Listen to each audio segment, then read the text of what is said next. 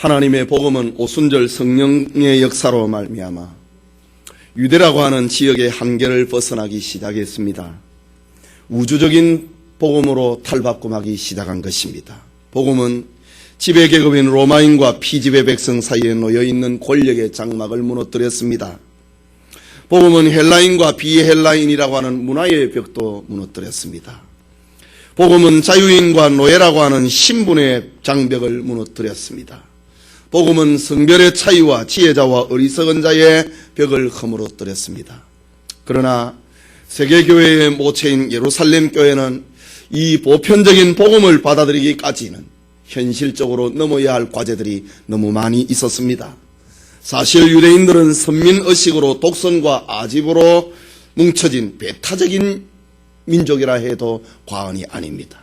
유대인들은 자신들만이 하나님의 백성이고 다른 민족은 하나님의 심판의 대상으로 생각을 했기 때문입니다. 이런 것은 복음을 받고 그리고 복음을 전해야 될 사도들에게조차 여전히 편견으로 남아있게 되었습니다. 그러나 복음은 어느 한 민족에게 제한될 수 없었습니다. 이 복음은 모든 믿는 자에게 구원을 주시는 하나님의 능력이기 때문입니다.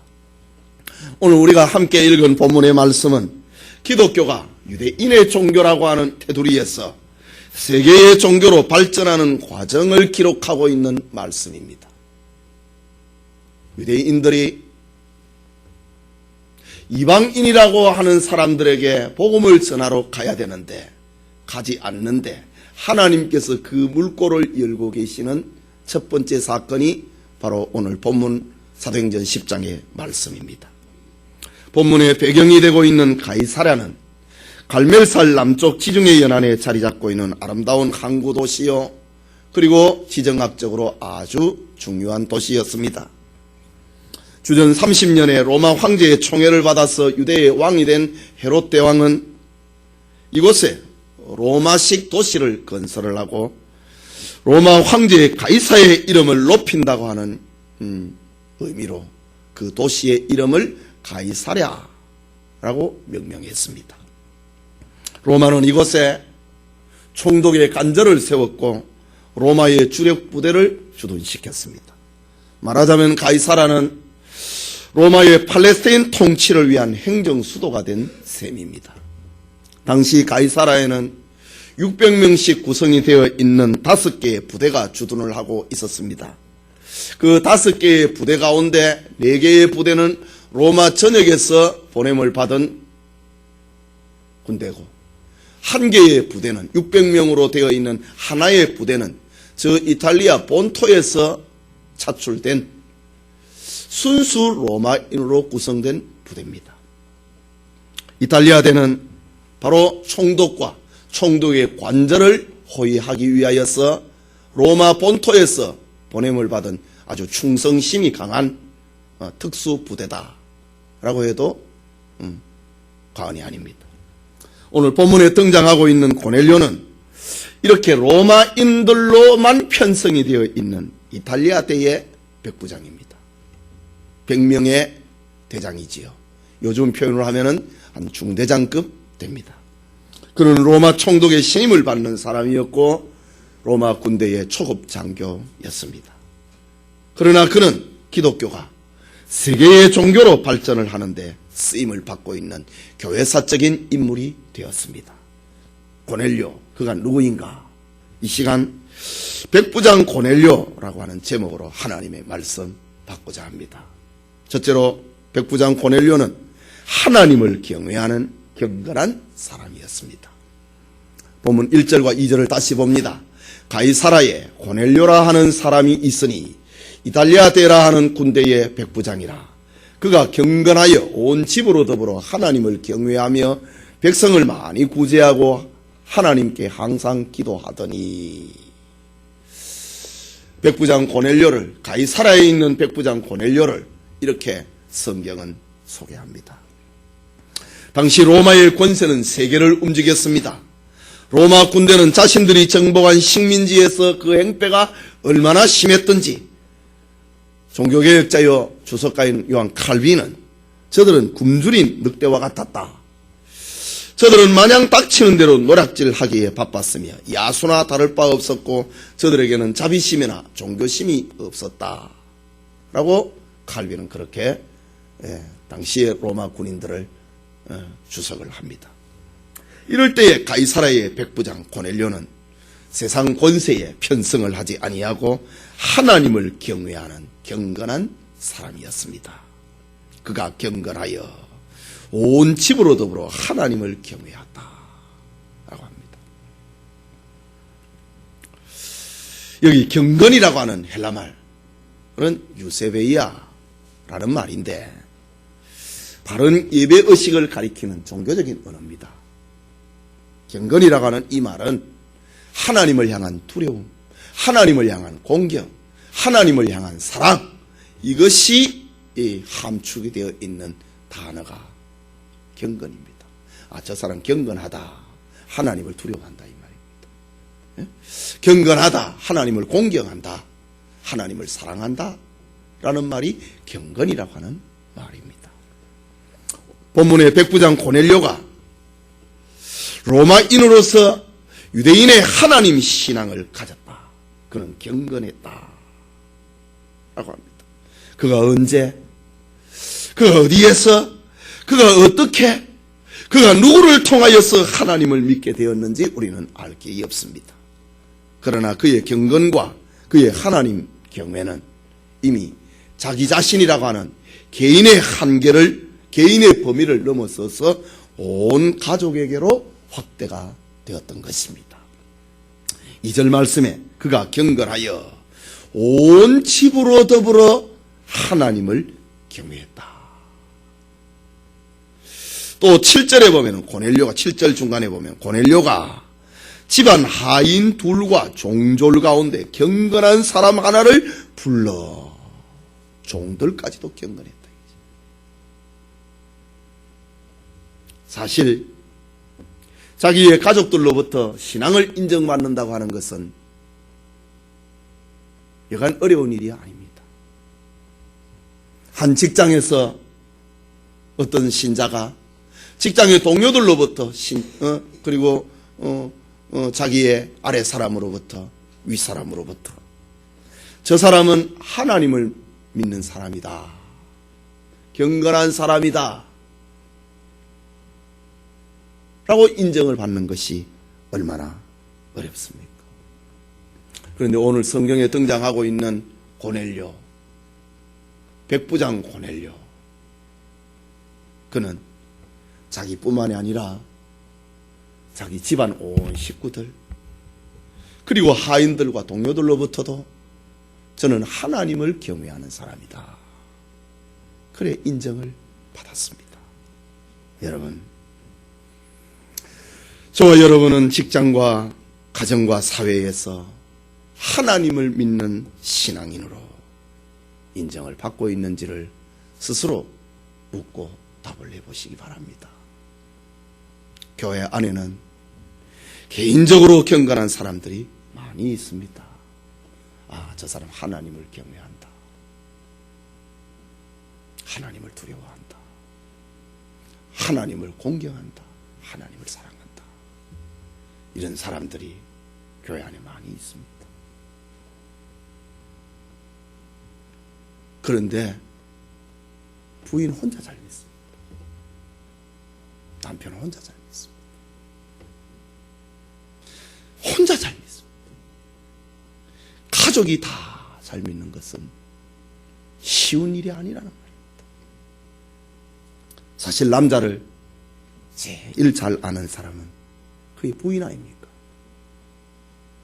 세상에 무엇이라고 해도 그 부인이 그 남편을 제일 잘 압니다. 그의 성격을 잘 압니다.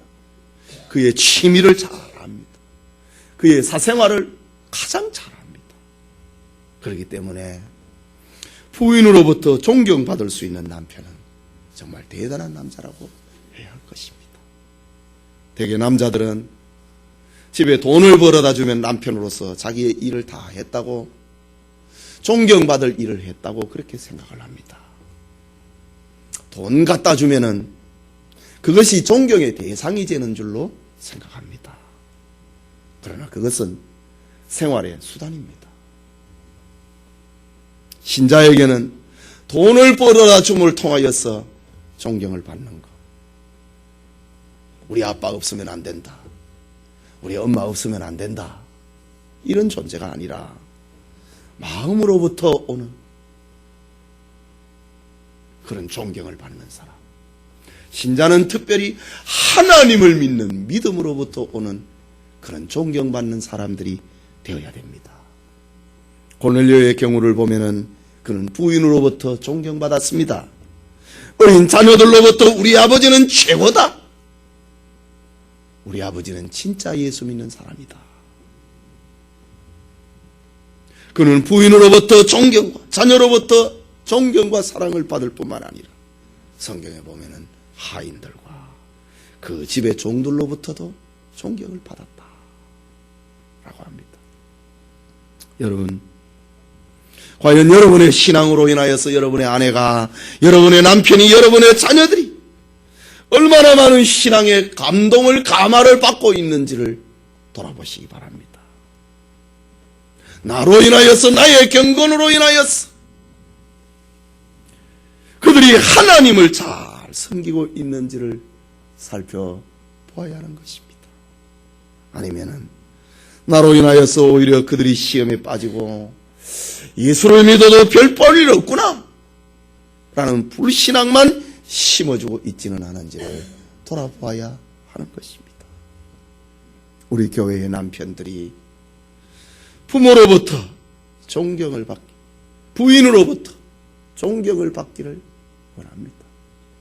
자식들로부터 존경을 받는 아버지가 되기를 바랍니다.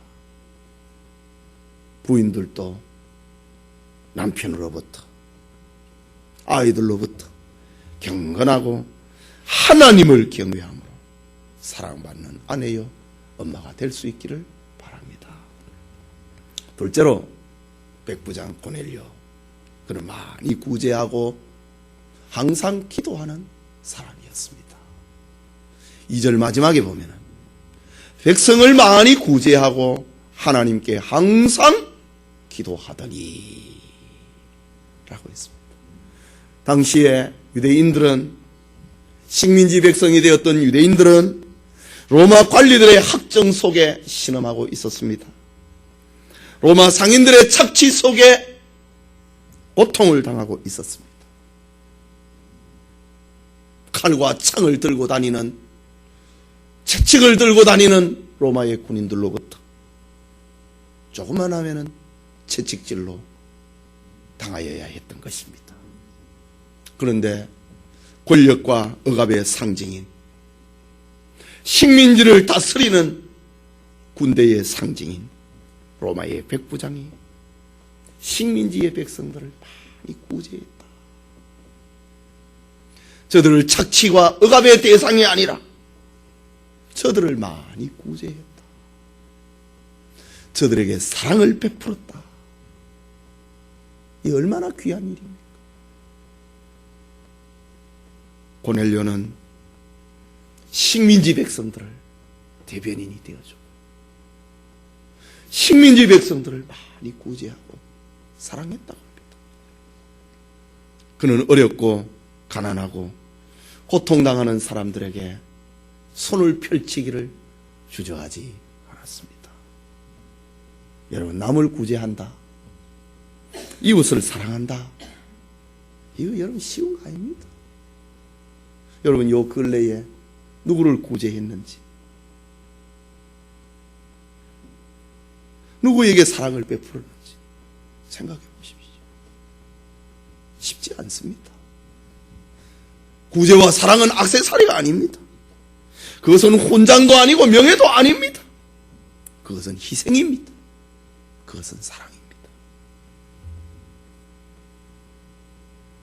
사도 야고보는 그의 기록인 야고보서 1장 27절에 참된 경건이 무엇인가?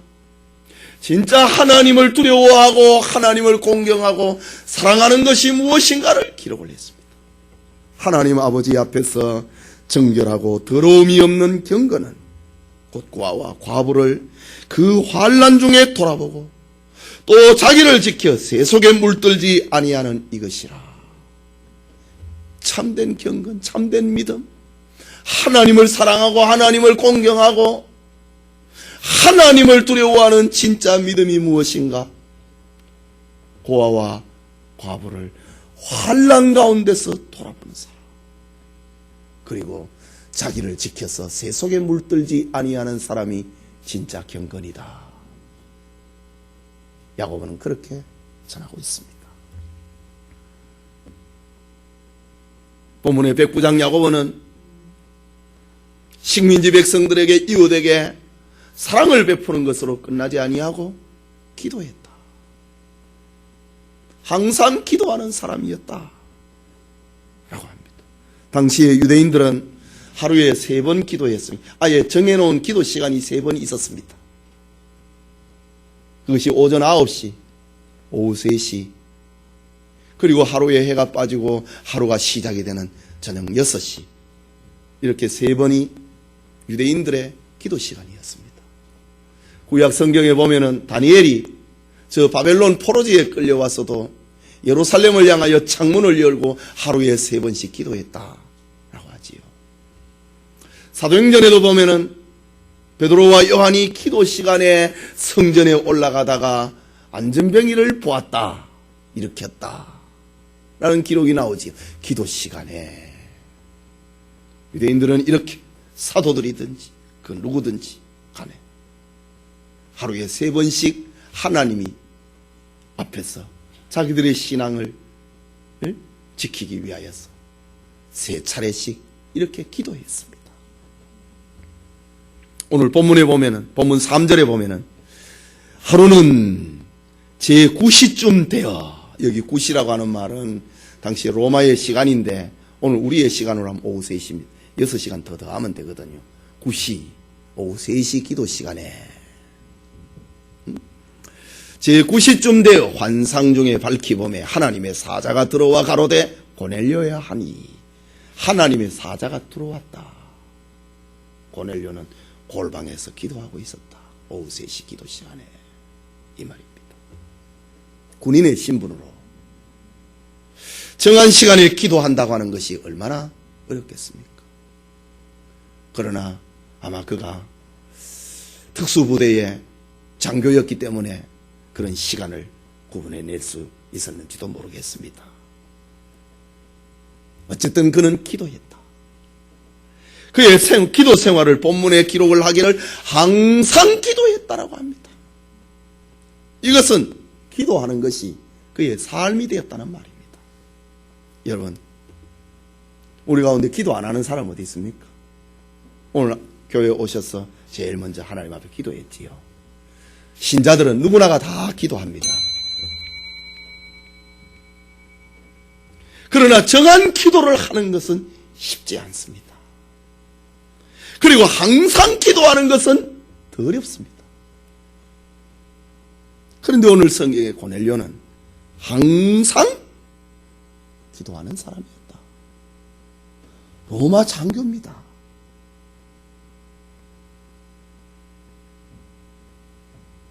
식민지 백성들이 믿고 있는 하나님을 믿었다 이거지. 그는 항상 기도했다. 여러분, 기도는 아무나 하는 게 아닙니다. 누구든지 할 수 있는 것은 아닙니다. 기도는요, 정말 자기의 약함을 아는 사람이 기도합니다. 기도는요, 정말 자기의 인격과 자기의 신앙이 성장하기를 원하는 사람이 기도할 수 있습니다. 그렇지 않고 자기를 나타내기를 원하는 사람의 기도는요, 정한 기도할 수 없고 항상 기도할 수가 없습니다. 정말 자기의 약함을 나타내지 아니하고 자기의 인격과 신앙 성장과 자기의 목마름을 채우기 위하여서 기도하는 것이 아니고 기도하면은요, 1시간 동안 엎드려서 기도하는 거 같는데 눈 뜨면 5분밖에 안 지납니다. 그런 경험이 있지요. 우리 저녁에 우리 9시에 와서 릴레이 기도를 돌아가면서 합니다. 1시간 기도합니다. 저도 어떨 때는요, 한참 기도했는가 하는데 눈 떠보면 한 20분밖에 안 갔어요. 그러나 정말 내 약함을 하나님 앞에 내어놓고 정말 내 부족을 하나님 앞에 도움을 구할 때의 기도는요, 5분밖에 안 했는 것 같는데 벌써 1시간 갔나. 그래야 됩니다. 오늘 성경의 고넬료는 항상 기도하는 사람이었다고 합니다. 오늘의 현대인들에게 기도가 얼마나 어렵습니까? 여러분, 정한 기도를 하고 있습니까? 기도하려고 하는데 마귀가 우리 마음에 찾아옵니다. 기도하려고 하는데 마귀가 우리 가정에 찾아옵니다. 그래서 속삭입니다. 남편이 돈을 못 벌면은, 경제력이 없으면은 이 세상을 살아갈 수 없다고 빨리 돈 벌어야지. 뭐 기도하러 가느냐? 마귀가 그렇게 속삭입니다. 자녀들에게는 배우지 못하면은, 인류대학을 나오지 못하면 이 세상을 살아갈 수 없다고 마귀가 그렇게 속삭입니다. 마귀는 하나님을 생각하지 못하게 합니다. 기도하기보다는 말하고 싶어하고, 기도하기보다는 고민하도록 만들고, 기도하기보다는 염려하게 만들고, 기도하기보다는 걱정을 하게 만들고, 그래서 기도를 못하게 합니다. 사실 우리가 세상을 살아가면서 낙심하고 낭망할 일들이 얼마나 많이 있습니까? 때로는 남편에게 실망합니다. 때로는 아내에게도 실망합니다. 때로는 부모에게, 자식에게 실망합니다. 그럴 때마다 낙심한다면 어떻게 문제가 해결이 될 수가 있겠습니까? 기도해야 됩니다. 기도로 삶의 문제를 풀어야 되는 것입니다. 오늘 본문에 등장하고 있는 백부장 고넬료는 바로 기도하는 사람이었습니다. 그는 하나님 앞에 항상 기도하는 사람이었습니다.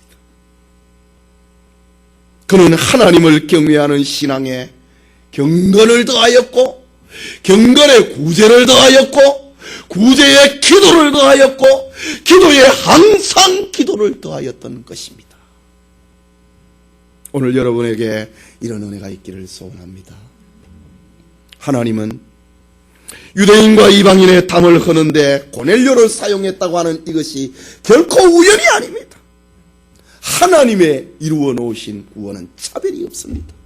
누구에게든지 예수를 믿고 자기 죄를 고백을 하면 구원받습니다. 그러나 하나님께서 자신의 일꾼으로, 자신의 도구로 사용하신 사람은 어김없이 삶의 경건과 기도가 있는 사람을 사용하셨습니다.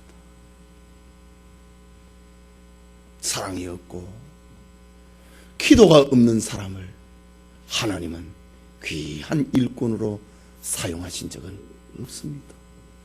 구원은 받을 수 있습니다. 그러나 하나님이 사용하시는 일꾼은 기도하는 사람이었습니다. 사랑을 가지고 있는 사람이었습니다. 예배드리며 하나님의 말씀을 듣고 있는 우리 성도들이 사랑의 사람, 이웃을 돌보아주는, 사랑하는 사랑의 사람, 그리고 기도의 사람이 될 수 있기를 바랍니다. 마지막으로 백부장 고넬료는 이방 선교의 문을 여는데 사용된 사람입니다. 본문 3절과 4절을 다시 봅니다.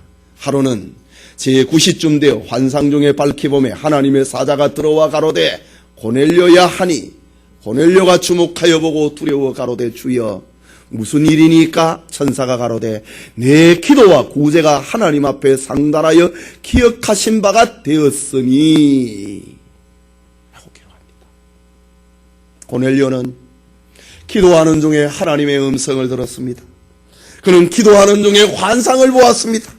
기도하는 중에 하나님의 사자가, 천사가 방문한 것을 경험을 했습니다. 그리고 네 기도와 구제가 하나님 앞에 상달되어 기억하신 바가 되었다. 네 기도가 이루어질 때가 되었다. 하나님이 너의 구제를 받았다. 구제는 이웃에게 있는데 하나님이 받았다고 합니다. 네 구제와 네 기도가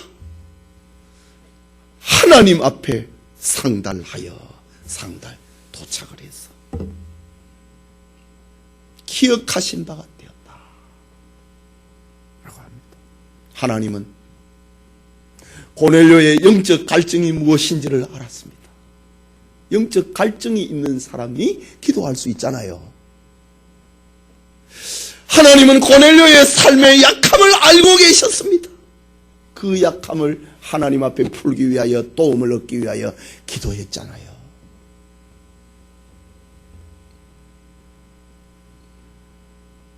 하나님은 고넬료가 로마 장교의 신분이고 지위와 권세를 가지고 있었지만은 그것으로 자기 인생을 만족하지 못하고 있는 고넬료를 보셨다는 말입니다. 네 기도를 내가 들었다. 하나님은 세상에서 지위를 가지고 있지만은 풍요를 가지고 있지만은 세상 사람들로부터 존경을 받고 있지만은 정말 자기가 약하고 자기가 가난한 사람이고 정말 하나님 앞에서 자기는 목마른 사람이고 자기는 불쌍한 사람이라고 하는 것을 고백을 하고 있는 고넬료의 기도를 하나님이 들었다고 합니다. 그리고 고넬료에게 베드로를 찾아가고 청하라 라고 합니다. 베드로가 지금 저 가이사라 저 밑에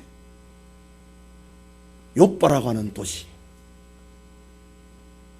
피장 가죽을 만드는 시몬의 집에 지금 거처하고 있다.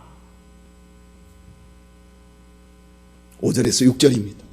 네가 지금 사람들을 욥바에 보내어 베드로라 하는 시몬을 청하라.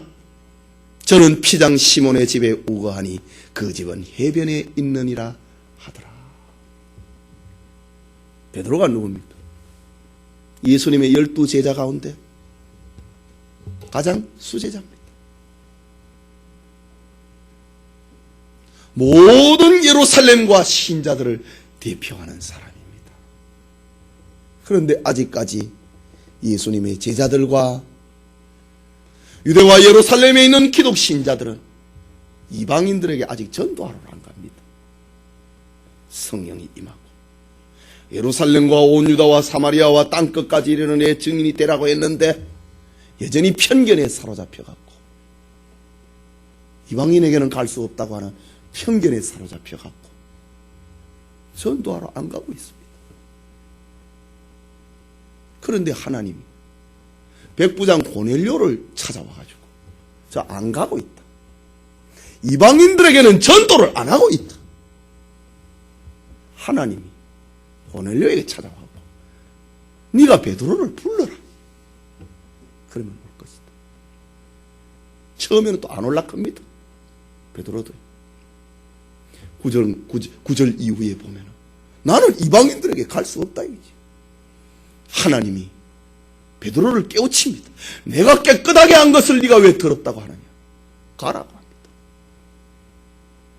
이렇게 유대인과 이방인의 벽을 허물어뜨리는데 하나님께서 이 백부장 고넬료를 지금 사용하고 있습니다. 오늘 사도행전 10장의 이 말씀은 아주 중요한 겁니다. 백부장 고넬료의 한 개인 한 가정의 사건이 아니고 복음이 유대인에게서 이방인에게로 넘어가는 그 벽을 허물어버리는 거기에 쓰임을 받은 사람이 고넬료입니다. 고넬료는 기막힌 하나님의 환상과 말씀에 압도당하였습니다. 그는 받은 은혜를 지체할 수가 없었습니다. 자기 집안 하인들과 종졸, 경건한 종졸, 자기 비서와 같은 사람입니다. 종졸 하나를 불렀습니다. 그들에게 자기가 경험을 했던, 자기가 보았던, 자기가 들었던 환상의 내용을 다 이야기를 하고 욥바에 가서 해변에 있는 피장 시몬의 집에 찾아가라. 얼마나 구체적입니까?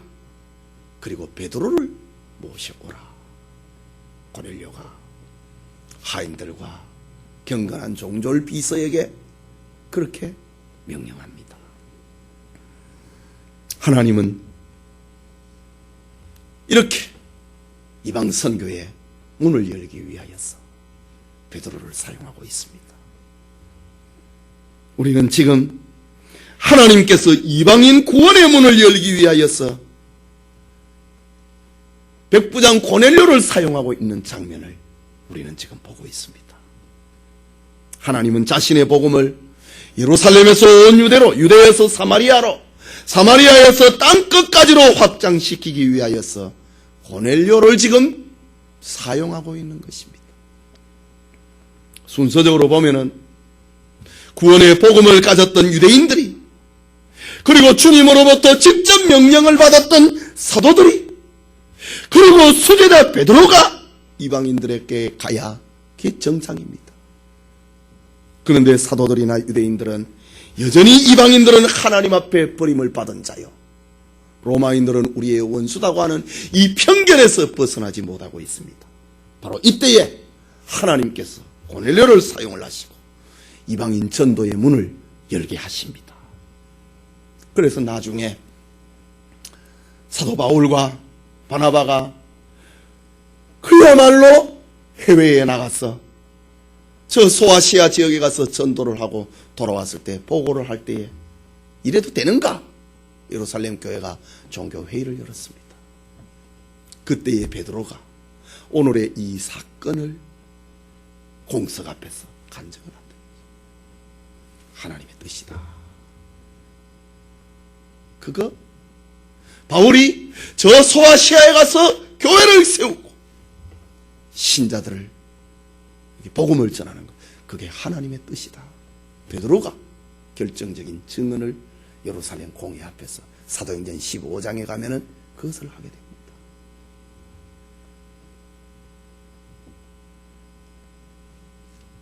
이 일을 위하여서 하나님은 고넬료에게 믿음을 주셨고, 구제와 사랑이라고 하는 뜨거운 열정을 주셨고, 자기의 연약에 목말라서 기도를 하는 목마름을 허락하셨던 것입니다.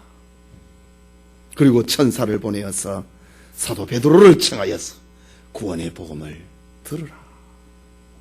더 큰 축복의 세계로 고넬료를 하나님이 인도하신 것입니다. 여러분, 이것은 결코 우연이 아닙니다. 앞서 말씀드렸지만은 하나님이 주신 구원은 차별이 없습니다. 그러나 하나님이 사용하신 일꾼은 반드시 경건과 기도가 있는 사람이었습니다. 구원은 받을 수 있지만은 기도가 없고 경건이 없는 사람은 여기는 일꾼으로 쓰임 받을 수가 없습니다. 지금도 하나님의 말씀을 붙잡고 기도할 때에 하나님은 우리에게 환상을 주십니다. 하나님은 우리에게 꿈을 주십니다. 우리가 하나님의 말씀을 붙잡고 기도할 때에 하나님은 우리에게 비전을 깨닫게 해 주시는 겁니다. 반면에 성경을 읽지 않고 성경을 붙들지 않으면 하나님의 음성을 들을 수 없습니다. 자기 양심의 소리는 들을 수 있어도, 마귀의 소리는 들을 수 있어도 하나님의 소리는 들을 수 없습니다. 기도하지 아니하면 하나님의 주신 꿈과 환상과 비전을 볼 수가 없는 것입니다. 우리 성도님들이 고넬료처럼 하나님의 말씀을 읽고 들으며 이웃을 사랑하며 기도해야 됩니다. 그것이 하나님 앞에 상달이 되고 축복의 도구로 쓰임을 받게 됩니다. 이 은혜가 있기를 소원합니다. 성도 여러분, 여러분의 가정이 축복된 가정이 되기를 원합니까? 하나님을 경외하는 경건한 고넬료를 본받으십시오. 고넬료는 온 집으로 더불어 하나님을 경외하는 경건한 사람이었습니다. 그는 가정의 아내와 자녀에게서, 그리고 집안의 종조들과 측근들에게서 하나님을 섬기는 자로 인정받았습니다. 교회사에 보면은 동양과 서양의 혼자 잘 믿는 사람은 너무 많았습니다. 그러나 온 가정이 하나님을 잘 믿었던 가정은 그렇게 많지 않았습니다. 오늘 고넬료의 가정은 우리에게 얼마나 많은 교훈을 주고 있는지 모릅니다. 그는 많이 구제하고 이웃을 사랑하고 기도하는 사람이었습니다. 성경은 그것이 하나님 앞에 상달되었다고 합니다.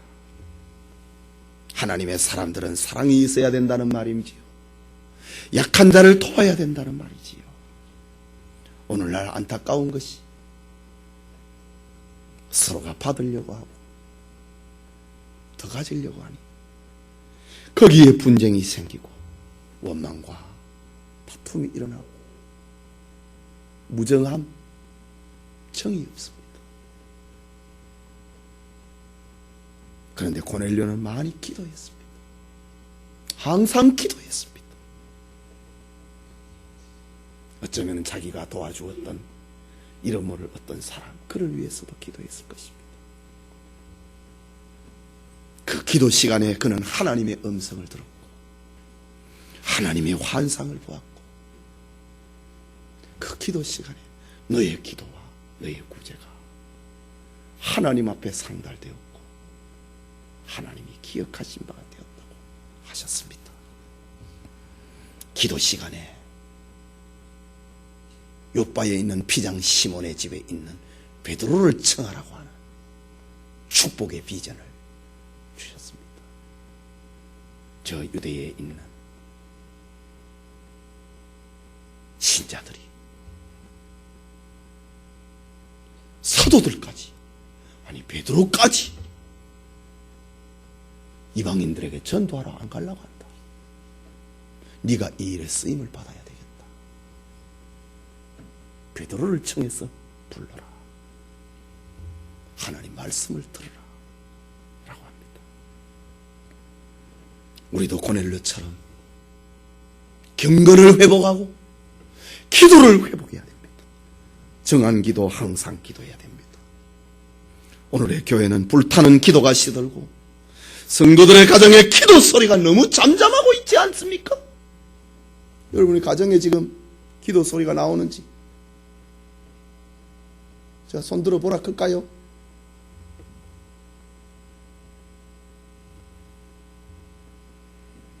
하나님은 기도하는 자를 축복하십니다. 기도하는 사람을 하나님은 사용하십니다. 그래서 성경은 쉬지 말고 기도하라고 했습니다. 낙심하지 말고 기도하라고 했습니다. 기도할 때 하나님의 음성을 듣고 기도할 때 하나님이 예비하신 축복의 문이 열린다고 말씀하고 있습니다.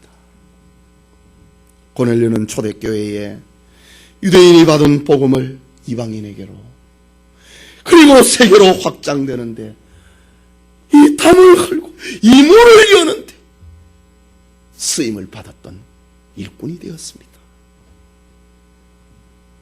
하나님은 고넬료를 축복의 통로로 사용을 했습니다. 우리 복음성에 보면 축복의 통로 뭐 이런 노래가 있지요. 축복의 통로 되기를 원하는데 그 앞에 있는 거 경건하고 사랑하고 기도하는 거 그거는 별로 없어요. 당신은 축복의 통로 그거 다 빼버리고 십자가는 다 빼버리고 영광만 써. 그 바른 거 아니지. 하나님은 온 집으로 더불어 하나님을 경외하는 고넬료 많이 구제하고 항상 기도하는 고넬료 그를 축복의 통로로 하나님의 도구로 하나님의 일꾼으로 사용하셨습니다. 우리 영천의 모든 성도님들이 경건한 신앙생활을 간직하고 사랑과 기도가 있는 신앙생활을 간직하고 그것이 하나님 앞에 상달되고 하나님이 우리 성도들의 기도를 기억하신 바가 되어서 하나님의 구원 역사에 축복의 도구로 축복의 통로로 쓰임을 받는 여러분들의 일터, 여러분의 가정, 여러분이 축복의 통로가 된다고 하는 거 얼마나 감사한 일입니까? 축복의 통로로 쓰임을 받는 그런 은총이 여러분 모두에게 있기를 축원합니다. 우리 같이